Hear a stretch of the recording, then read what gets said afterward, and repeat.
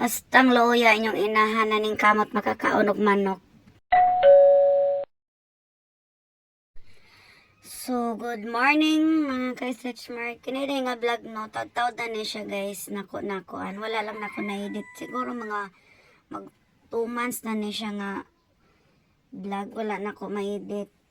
So, karon ako na ni siyang i-edit kay para ma-upload na. Kay na ko next nga i-upload guys sa akong travel pag uli diri sa dinagat. So, kini nga vlog guys,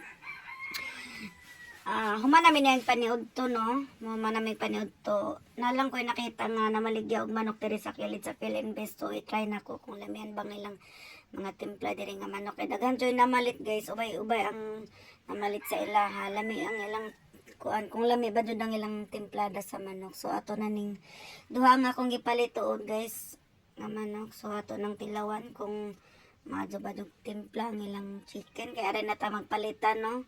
Kaya wala may sudan sa diri sa Philinvest na maligya.